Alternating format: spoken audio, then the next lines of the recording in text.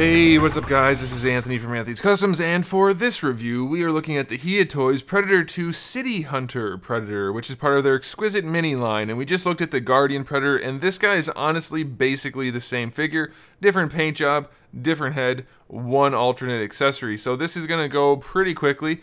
He does still have that same balancing issue that the other one had because the ankles don't work that well, so I went ahead and put him on his display stand so you can see that he stands up no problem if you put him on that thing, because there's a peg in his foot. But otherwise he does like to fall over, so be aware of that. So other than that, there's a little bit to talk about, so let's go ahead and get him off the stand and take a closer look. And this guy stands just about 12 centimeters, which makes him roughly 4 3/4 inches, right around there. Now this guy does have basically the exact same sculpt. The only real difference is the head and the dreads, including the dreads. I think that's a cool thing. They could have easily used the same dreads, but I'm assuming this is more accurate, and it's nice that it's alternative. And then we also have this piece, which is actually real rope and then a little molded hunk of plastic with some paint on it for his little pouch or whatever that thing is. So that's a nice touch. But the rest of the body's all the same. But boy, is that paint job better. That yellow and brown paint job looks so good. They just really nailed it. There's really nice shading. All the speckles are there. The mesh on the figure is really well done. I think it looks really nice. Then the metallic does have a really nice look to it as well, the kind of bronze color. Very cool looking figure, no doubt. I do want to point out his eyes don't have any color on them other than the helmet color. I didn't notice it so much on the other one because it was kind of like a gunmetal figure and it made the eyes look darker, but this one doesn't. Definitely just has the bronze colored eyes, and I'm pretty sure they're supposed to be colored. I could be wrong though, so that's up for you guys to decide. If you're a Predator fan, you can let me know in the comment section below. Other thing I want to point out is he does have his little claws. We'll just mention that now. The extendy claws. His were warped in the packaging, but that's actually a good thing because they're a soft material, so that means they're not going to break. So a little bit of hairdryer action or some hot water, and these guys will be good as new. And then actually, they're still functional, but it's good that they warp. You know, that's not generally a good thing. I mean, I'd rather they not be warped, but it's better than being broken. So that's something to consider. And then we'll just put them away. Okay, so as far as accessories go, we have 6 hands, we have 2 gripping hands, 2 relaxed hands, and 2 wide open hands, all very nicely detailed. We have the collapsed spear and the extended spear. We have the throwing disc, which can connect to his pouch. I didn't really mention that on the other one. It does peg into his little side strappy holster thingy, so that's pretty cool. This time we get a spinal column with our skull, so that's kind of interesting. And then of course we have our display stand with the 2 little connector pieces.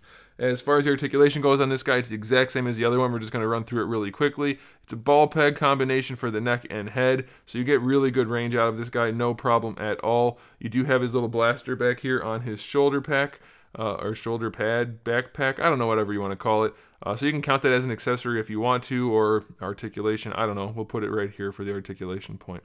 For the shoulders, it's the same situation, ball hinges, but they don't go quite horizontal on this side, and on this side it's a little bit. Actually, this one's better for whatever reason. Maybe slight mold variance. I don't know, but we get decent range on them. It's not too bad. Full rotations, no problem there. Bicep swivel happens underneath the shoulder pad. Very nice design. Single jointed elbow, definitely not ideal. Could have definitely used a double joint.